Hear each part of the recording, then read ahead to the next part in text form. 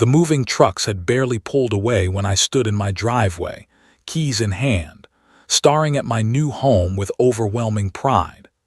After years of apartment living, saving every penny and working double shifts, I had finally achieved the American dream. A house with my name on the deed. A quiet suburban neighborhood called Maple Creek, estates where children rode bicycles down tree-lined streets and neighbors gathered for weekend barbecues. I had researched extensively before purchasing: good schools, low crime rate, reasonable commute to work. Perfect. The first week passed in a blur of unpacking boxes and arranging furniture. I planted flowers along the walkway, hung curtains in windows, and placed a small garden gnome near my front steps. The little ceramic figure had belonged to my mother. She had kept it in her garden for 20 years before cancer claimed her life last spring. Now it kept watch over my new beginning, a small connection to her memory in this unfamiliar place. 14 days after moving in, I returned home from work to find a certified letter in my mailbox. The envelope bore the embossed logo of the Maple Creek Estates Homeowners Association. I opened it while walking up my driveway, assuming it contained a welcome packet or community guidelines. Instead, I found a formal violation notice informing me that I was being fined $100 for unauthorized lawn decor in violation of aesthetic standards. The letter specified immediate removal of the offending item and threatened additional daily fines of $50 for continued noncompliance. I read the letter 3 times, confusion giving way to disbelief. The unauthorized lawn decor could only refer to one thing: my mother's garden gnome, a 9-inch ceramic figure partly hidden by hostas. The fine amount exceeded my water bill. I immediately called the number listed at the bottom of the notice and reached a voicemail stating that concerns would be addressed during regular HOA meeting hours. That evening, I removed the gnome and placed it inside my home. Despite the injustice burning in my chest, I could not afford escalating fines. The next morning, I dropped a check for $100 in the HOA payment box at the neighborhood entrance, along with a note confirming removal of the item. Problem solved, I thought. 3 days later, another certified letter arrived. This one detailed failure to promptly address aesthetic violations and imposed an additional $100 fine for delayed response to initial notice. There was no acknowledgement of my payment or compliance. My blood pressure spiked as I read the cold, formal language explaining that my case would be featured in the upcoming HOA newsletter as a teaching moment for other residents. That weekend, I spoke with my next-door neighbor, Harold, an elderly man who had lived in Maple Creek for 15 years. "You got caught in Karen's crosshairs," he said with a sympathetic shake of his head. "Karen Winters, HOA president. She does this to every newcomer, establishes dominance early." Harold revealed that Karen had cited him twice last month, once for placing a bird feeder too close to his property line, and again for leaving his recycling bin visible from the street for more than 4 hours after collection. The neighborhood newsletter arrived the following Tuesday. There on page 2, under Compliance Corner, was a thinly veiled reference to my violation. Though no names were used, everyone would recognize the new resident at 1842 Maple Drive, who displayed tasteless ornaments in blatant disregard for community standards.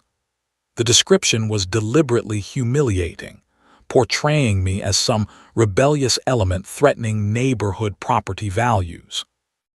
That night, I created a digital folder labeled HOA documentation and began scanning every communication. I photographed my yard daily to prove compliance. I recorded dates and times of all interactions. Something felt wrong about the entire situation: the aggressive enforcement, the public shamming, the excessive fines for minor or imagined infractions. This was not normal HOA behavior. This was something personal. This was a pattern. As I placed my mother's gnome on my indoor windowsill, I could almost hear her voice.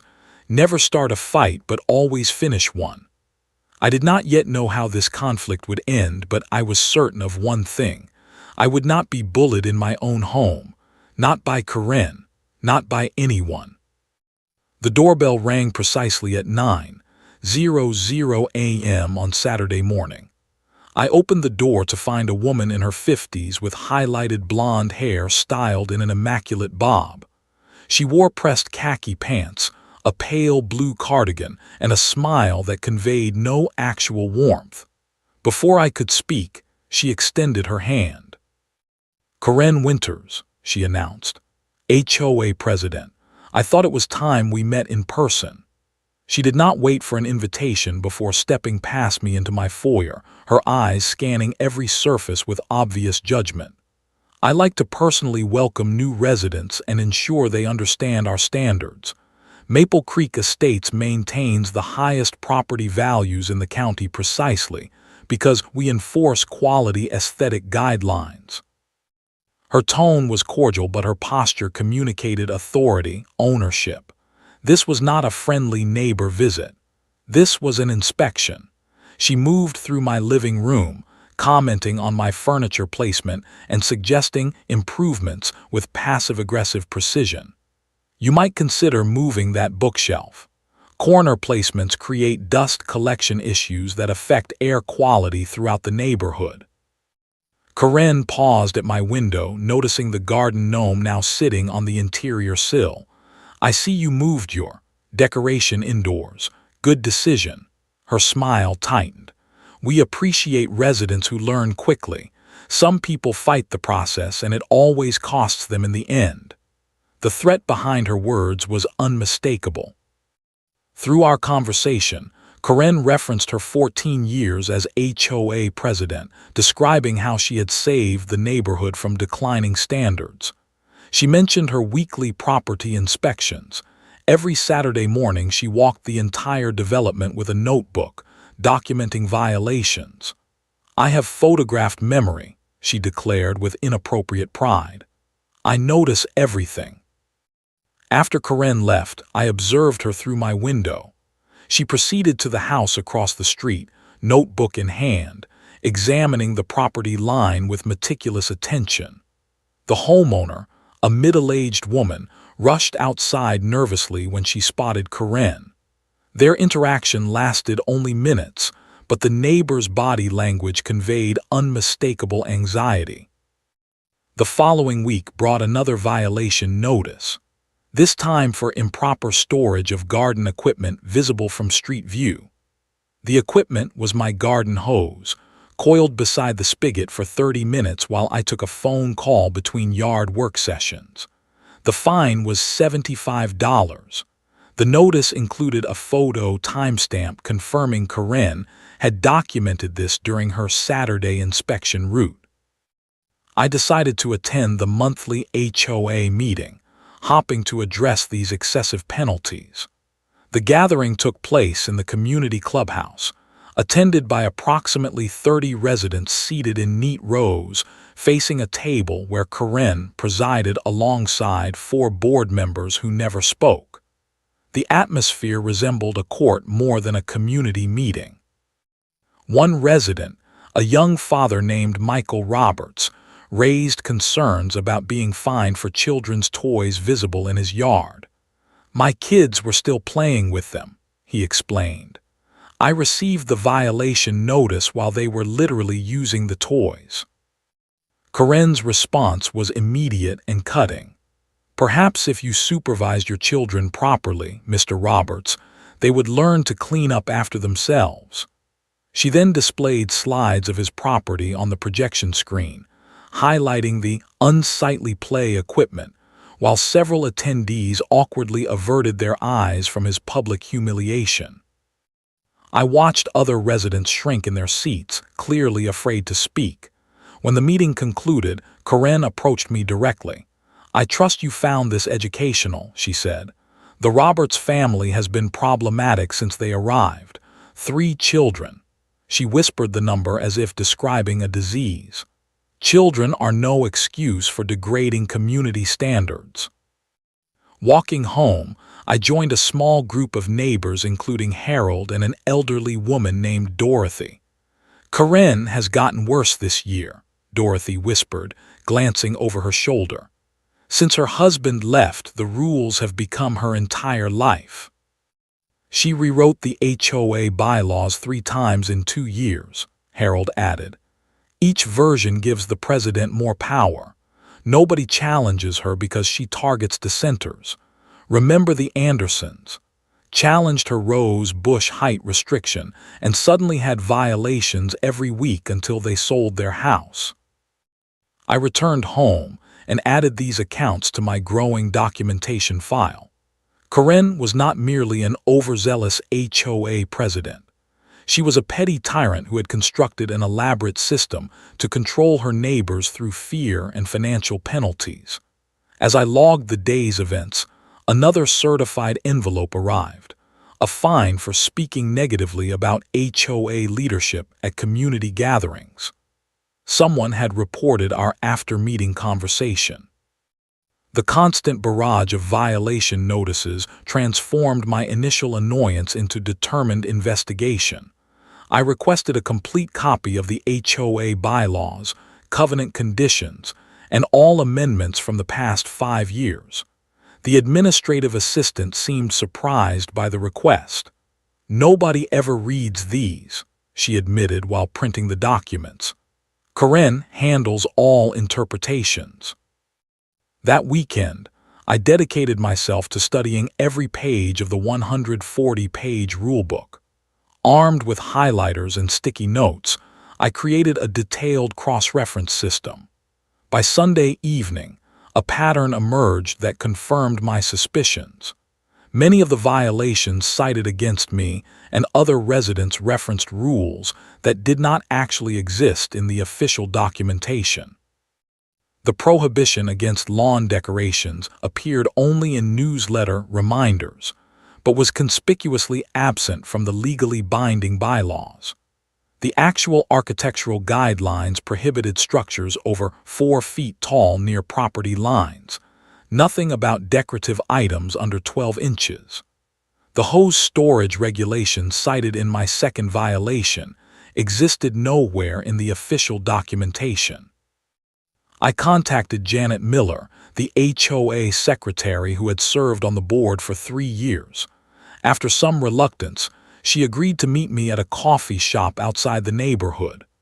"I cannot be seen speaking with you," she explained, nervously glancing around the cafe. "Karen monitors board members' loyalty." Janet confirmed my worst suspicions. Karen presents rule changes at special executive sessions when most board members cannot attend. The quorum rules are technically followed but manipulated. She alters newsletter content after approval, adding her personal preferences as official rules. Janet lowered her voice further. Several board members questioned this last year. All 3 found themselves facing violation notices the following week. 2 have since moved away. Armed with this information, I visited the retired couple on Elm Street who had mentioned being fined for bird feeders. Their story was identical. Citations referenced non-existent regulations. In their case, Karen had personally removed their feeders during an inspection, claiming immediate enforcement authority that the bylaws never granted her. My next step involved examining financial records. As a homeowner, I had legal rights to review HOA accounting documents. The patterns there proved equally troubling. The annual budget included $24,000 for administrative expenses, with no itemization. Bank statements showed regular transfers to a secondary account labeled Special Projects, with no corresponding project documentation. Most revealing was the fine collection data. In the previous year, Karen had collected over $38,000 in violation penalties, nearly triple the amount from 5 years earlier. Yet property improvement spending had decreased during the same period.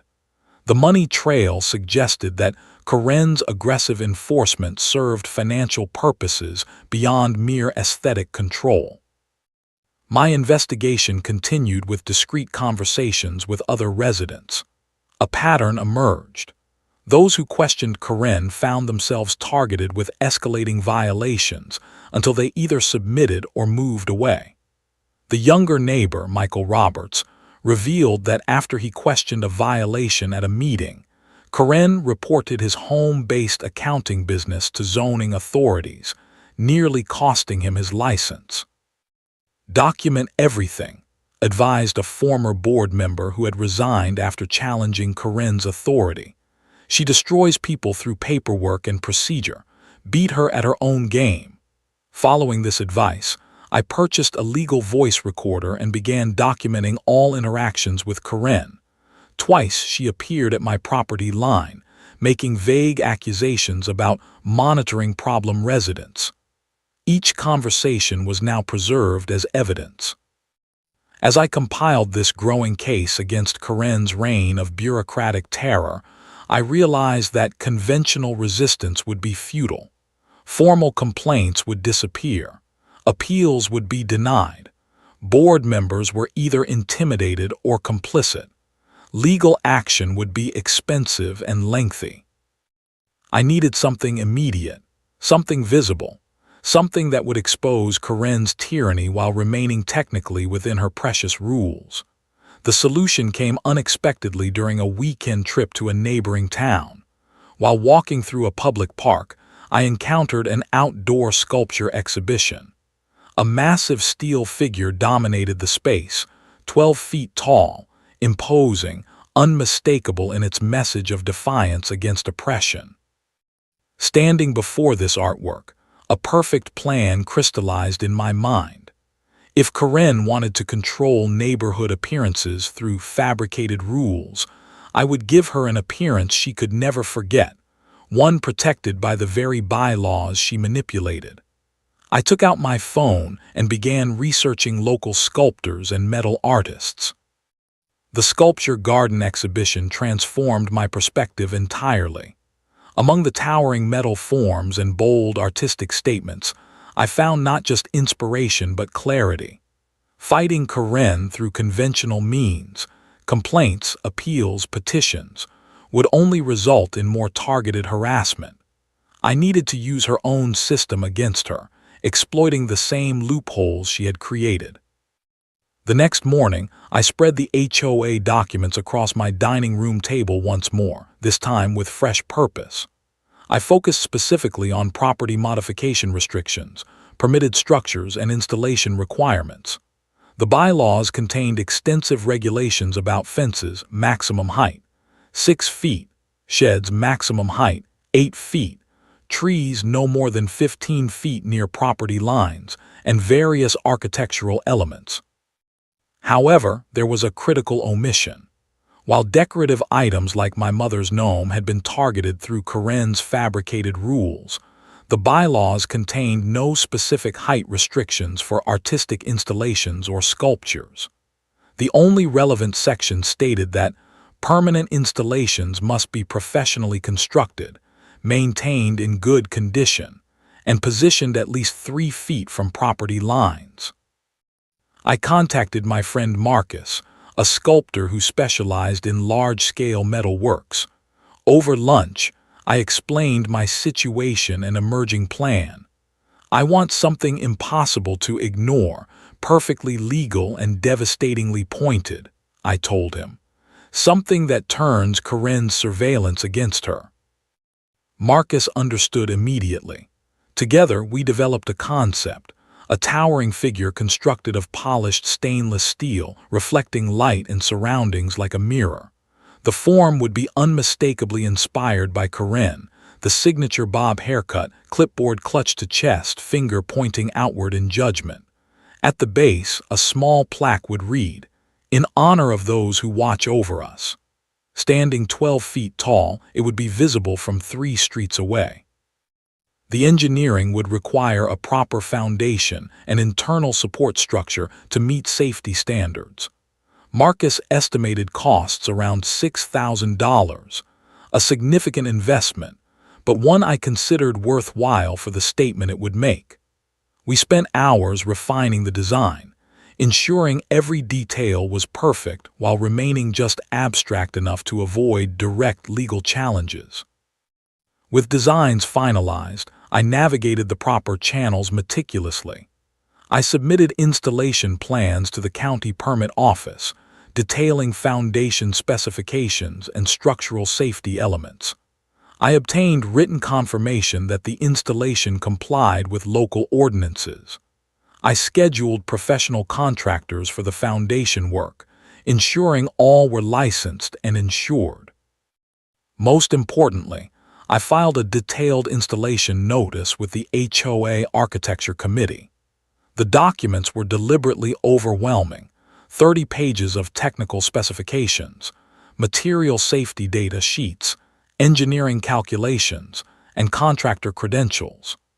I submitted these late on a Friday when I knew Karen would be attending her weekly hair appointment, ensuring the paperwork would be processed by the administrative assistant without immediate scrutiny.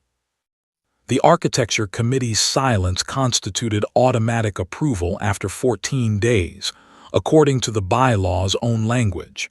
When no response came by day 15, my installation was legally approved by default. Every requirement had been satisfied.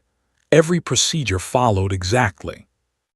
Throughout this preparation phase, I maintained a perfect facade of compliance with Karen's ongoing harassment. 3 more violation notices arrived during those weeks: unmowed grass, cut within 24 hours of her inspection; improper mailbox height, exactly at USPS standard height; and excessive vehicle presence when my sister visited for 2 days. I paid each fine without comment, documented each interaction, and continued my preparations quietly. Karen remained completely unaware of what was coming.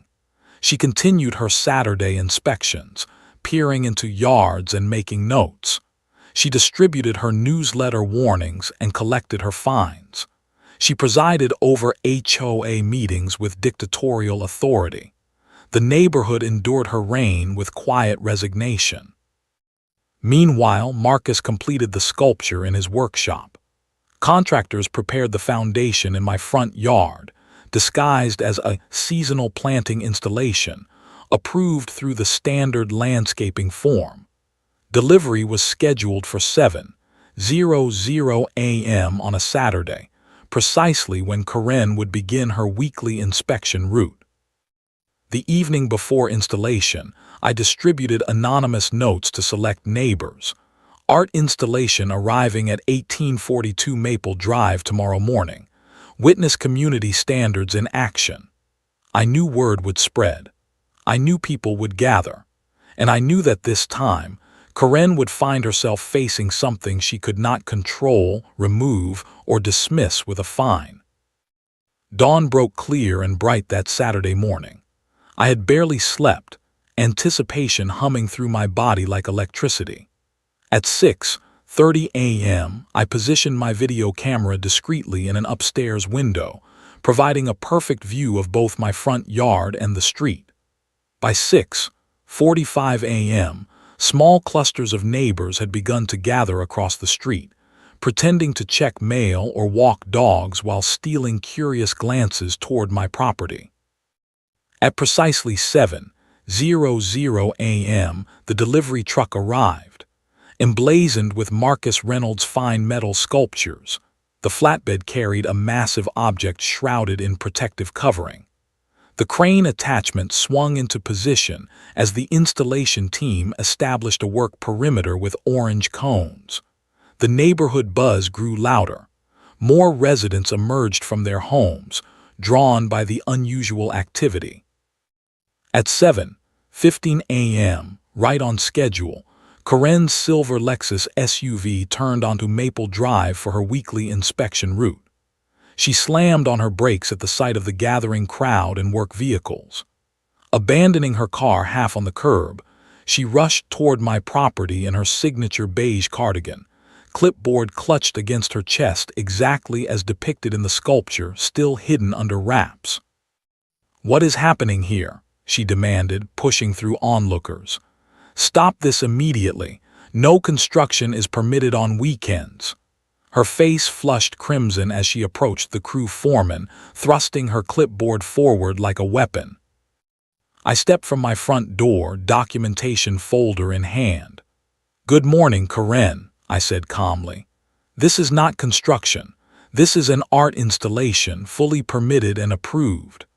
I presented the county permits, contractor licenses, and most importantly, the HOA architectural approval form with its "approved by default" stamp dated 3 days earlier. "Impossible, I never approved this." Karen snatched the papers, flipping through them frantically. "These were never properly submitted." "They were submitted 16 days ago," I replied, pointing to the date stamp and receipt. "According to Bylaw Section 8, Paragraph 4, approval is automatic after 14 days without response. Everything has been followed to the letter. Your letter." Karen's eyes widened as she realized the trap. She had been so busy inspecting grass length and hose placement that she had missed the paperwork deliberately buried in administrative processing. Before she could formulate a response, the installation team removed the protective covering, revealing the sculpture in all its glory. Gasps rose from the gathered crowd, followed by a moment of stunned silence. Then laughter erupted, first as nervous chuckles, then building to unrestrained howls. Standing 12 feet tall in my front yard was an unmistakable likeness of Karen herself, rendered in mirror-polished stainless steel. The figure stood in her characteristic pose, weight on one hip, clipboard clutched to chest, one finger extended in accusation. The face captured her perpetual expression of disapproval with artistic precision. The metal surface reflected the morning sunlight, creating a dazzling beacon visible from blocks away. This is, Karen sputtered, her clipboard dropping to the ground. "This is personal harassment. I will have this removed immediately." "Actually, it cannot be removed," I stated, opening my documentation folder again. "As you can see in the HOA bylaws, there are no height restrictions on art installations, only on fences and structures. The sculpture meets all setback requirements, is professionally installed on an approved foundation, and constitutes protected artistic expression." I handed her a highlighted copy of her own regulations. "Perhaps you should review the rules you enforce so passionately." Karen stormed toward her car, fumbling for her phone. "This will not stand. Emergency board meeting. I am calling every member right now." As she retreated, neighbors approached the sculpture in amazement. Phones emerged from pockets as people began taking selfies with the metallic Karen. Social media posts multiplied by the minute. By noon, a local news van had arrived, with a reporter conducting interviews about the neighborhood art installation that's becoming a viral sensation. Harold, my elderly neighbor, clapped me on the shoulder with tears of laughter in his eyes. 14 years we've lived under her thumb. 14 years. And you found the one thing she can't control. Other residents shared their stories of Karen's tyranny with the growing media presence. The Roberts family posed their children by the sculpture, thumbs raised in gleeful approval. By evening, 3 different news crews had filmed segments in front of my home. The story spread to regional outlets. HOA president immortalized in controversial sculpture.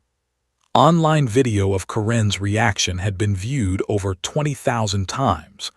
The sculpture gleamed in the setting sun, her metal eyes forever frozen in the moment she realized she had been outplayed at her own game. The emergency HOA board meeting was scheduled for Monday evening. Karen had demanded the community clubhouse, anticipating a small group of intimidated board members. Instead, she found the room filled beyond capacity. Residents stood along walls and spilled out into the hallway. Many wore T-shirts hastily printed with images of the sculpture. The atmosphere crackled with long-suppressed energy. Karen attempted to control the proceedings with her usual authoritarian approach. "This meeting will address the unauthorized and defamatory installation at 1842 Maple Drive," she began, banging her gavel unnecessarily. "The board will vote immediately to require its removal and assess appropriate penalties." Board member Thomas Wilson, normally silent during meetings, cleared his throat. "Actually, Karen, the agenda needs to include discussion of the approval process that permitted the installation in the first place." Several residents applauded this unexpected resistance. For the next 2 hours, the carefully constructed facade of Karen's authority crumbled piece by piece. Residents lined up at the microphone to share their stories. Dorothy described being fined for planting non-approved rose varieties that had existed in her garden for 20 years.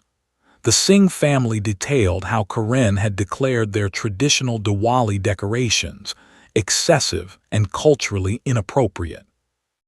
Michael Roberts presented documentation of 17 violations, received within a month after questioning Karen at a previous meeting.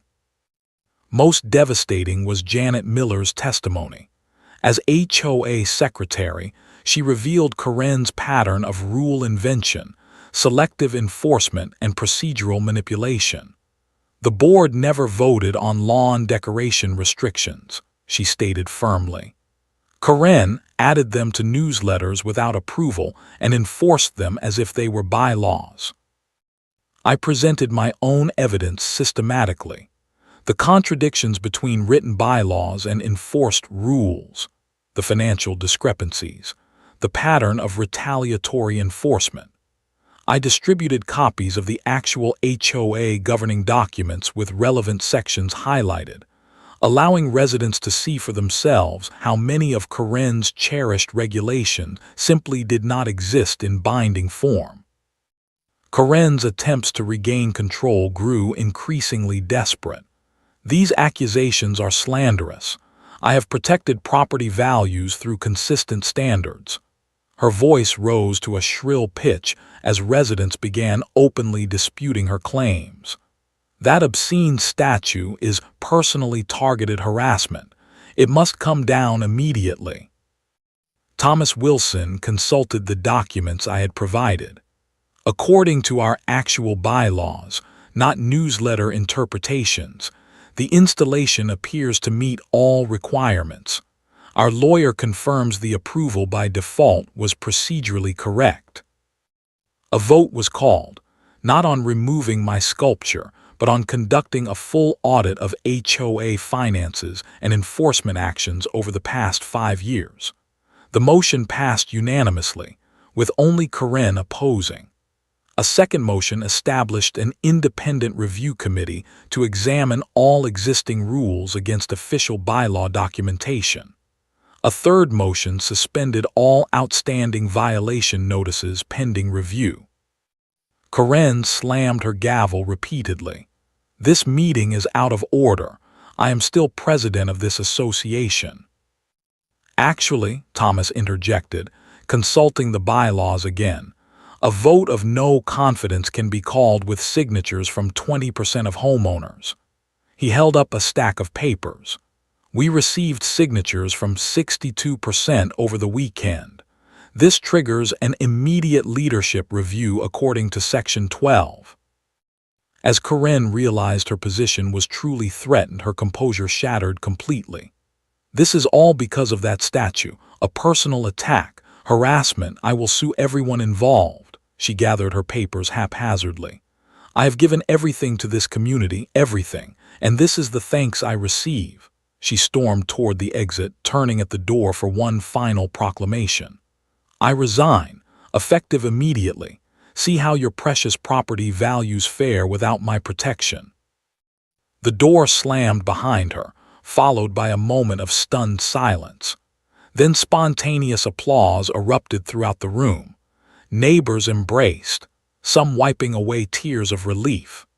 The board meeting continued with a newfound spirit of actual community governance as interim leaders were selected and committees formed to review years of Karen's administrative damage. Over the following weeks, the audit revealed the full extent of Karen's misconduct. Nearly $43,000 in collected fines had been diverted to administrative expenses that included personal reimbursements for Karen's travel, office furniture, and even landscaping at her own home. Dozens of residents received refund checks for improperly assessed violations. The HOA newsletter was redesigned as an actual community publication rather than a punishment mechanism. Karen listed her house for sale within 10 days of her resignation. The for sale sign appeared overnight, and moving trucks arrived the following weekend. She departed without speaking to anyone, leaving behind 14 years of bureaucratic tyranny and a neighborhood already beginning to heal from her reign. 6 months after Karen's departure, Maple Creek Estates has transformed. Gardens bloom with diverse plants once prohibited by unwritten rules. Children play freely in front yards without parents anxiously checking the time. Weekend barbecues happen spontaneously without permits for gathering approval. The community has rediscovered itself. The new HOA board, elected through an actually democratic process, meets monthly in open sessions where resident input is genuinely welcomed. The revised bylaws, stripped of Karen's accumulated power mechanisms, fit in 20 pages rather than 140. Violation notices have become rare, reserved for legitimate safety concerns rather than aesthetic preferences. Most notably, the metal Karen remains, gleaming in my front yard. What began as an act of rebellion has evolved into something unexpected, a neighborhood landmark and constant reminder of the importance of standing against petty tyranny. The board officially designated it protected community art in a unanimous vote, ensuring it cannot be removed by future administrations. Tour buses occasionally detour through our once quiet streets, guides pointing out the famous HOA statue that went viral across social media platforms. Visitors take selfies beside it, often mimicking the pose, finger pointed, clipboard raised. Local art critics have written thoughtful analyses about its significance as a statement on suburban power dynamics and the weaponization of conformity. Dorothy planted a garden of non-approved flowers around the statue's base, creating a riot of color that changes with the seasons. The Singh family added small traditional mirrors to the landscaping, multiplying reflections during their Diwali celebrations. Children leave painted rocks with messages about courage and standing tall.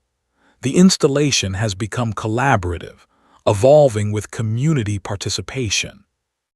My mother's garden gnome now sits proudly on my front step, no longer hidden or forbidden. Next to it stands a small plaque that reads, "The smallest things often inspire the greatest changes." Residents walking past often stop to acknowledge both gnome and plaque with knowing smiles. Karen's house sold quickly, purchased by a young family with 3 children and a fondness for colorful yard decorations. They knew nothing of the neighborhood's history until neighbors welcomed them with the full story and a gift basket containing a miniature replica of the statue. They laughed heartily and immediately installed a tire swing from their front yard oak tree, something Karen had specifically banned in her newsletter rules. I rarely think about Karen herself these days. According to Harold, who maintains surprising connections with neighboring communities, she purchased a condominium in a strictly controlled high-rise development with even more restrictive rules than she had created here. Perhaps she found comfort in that environment. Perhaps she is already campaigning for a position on their resident board. I genuinely hope she has found peace with herself. What matters more is the legacy she unintentionally created. At our summer block party, the first in 5 years, Michael Roberts proposed a toast to the garden gnome that sparked a revolution. Everyone raised their glasses in laughter, but the sentiment contained profound truth. Sometimes resistance requires nothing more than holding firm to what matters, whether a small ceramic figure or a towering metal statement. Last week, a reporter asked if I ever considered removing the statue now that its purpose has been served. I smiled and shook my head. Some art fulfills its purpose in creation, and some in endurance, I replied. This one needs to stand, not as a monument to one person's misuse of power, but as a reminder of what happens when a community finds its voice. The metal figure catches the sunset light as children play freely around its base. In certain angles, the reflective surface captures not just the image of the viewer but the entire neighborhood beyond, growing, changing, and healing together. Imperfect, diverse, and finally, genuinely a community.